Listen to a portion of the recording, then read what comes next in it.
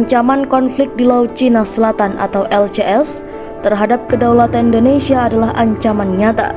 Bentuknya mulai dari klaim sepihak Cina yang tak hanya mengusik kedaulatan Indonesia, tapi juga banyak negara di kawasan Asia Tenggara. Apalagi jika dikaitkan dengan rencana Cina yang akan membangun reaktor nuklir terapung di kawasan LCS. Sebenarnya, Indonesia mulai terseret sengketa LCS baru sejak beberapa bulan lalu. Saat itu, Cina mengklaim zona ekonomi eksklusif atau ZEE Indonesia di wilayah utara Kepulauan Natuna. Klaim sepihak Cina terus berlanjut dan memuncak pada 2024 ketika kapal penangkap ikan Cina melakukan aktivitas penangkapan ikan ilegal di perairan Natuna. Tindakan Cina ini tentu bersinggungan dengan kepentingan nasional Indonesia. Sebagai respon, pemerintah Indonesia berupaya mengamankan kepentingan nasionalnya di Natuna, meski sebenarnya Indonesia bukan merupakan negara yang bersengketa. Insiden awal ini salah satunya diulas dalam artikel berjudul Respons Indonesia terhadap Sengketa Laut Cina Selatan semasa pemerintahan Prabowo Subianto. Jauh sebelumnya, sejarah konflik di wilayah LCS ini sudah dimulai sejak Cina mengeluarkan peta yang memasukkan Kepulauan Spratly, Paracels,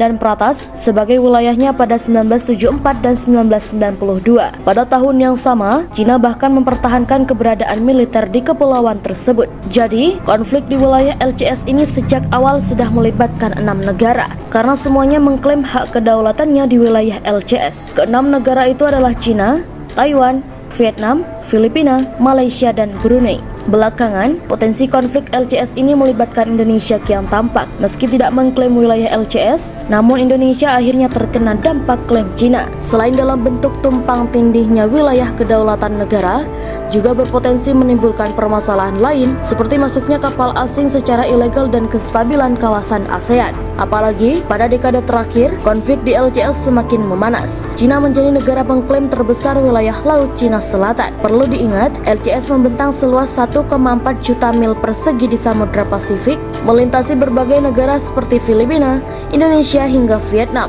Juga meliputi wilayah mulai dari Selat Malaka hingga Selat Taiwan.